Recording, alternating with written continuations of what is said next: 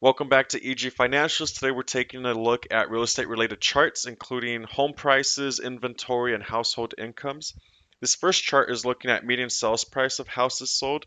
So if we go all the way back to the 1970s, we can see that the median sales price of a house was close to $25,000, and it's been increasing since then. In the 1990s, it was 130,000 median sale price. And here we have the 2006 2007 peak in the housing market, which was around $257,000. And these vertical gray bars do represent recessions.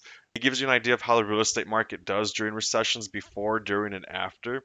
But since 2010 or 11, we've been on an upward trend with real estate prices. In 2018 and 19, we saw it kind of plateau or flatten out for a while. Interest rates were dropped during the pandemic around 2020. We saw a huge boom in the real estate market, and we saw the median sell price increase all the way up to $479,000 nationally. And since then, we've seen a bit of a pullback. And if we look at the Case-Shiller index chart, which breaks it out monthly, we do see that pullback, but we do see a bit of a recovery starting to take place since February of this year. And let's go back to some additional charts. This chart here looks at home prices taking inflation into account, and you can see the highs and the lows of the real estate market. Next, we have a chart that looks at the house price to rent ratio. So when home prices are very high and rents are either stable or lower, we see this chart start to increase. So for example, again in 2006, we saw home prices increase significantly and rents did not.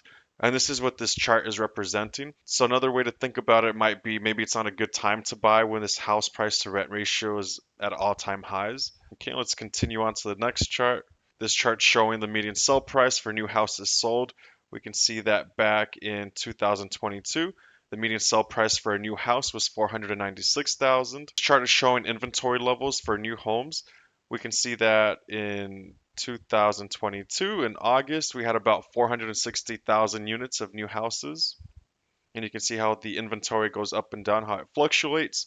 Here we have another chart representing inventory, month supply.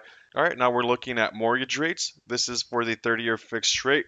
And starting back in 1981, when the rates were closer to 19%, that was the peak, and we saw a decrease since then. We've been on a downward trend. And during 2020, 2021, and 2022 is when we saw the bottom of the mortgage rates.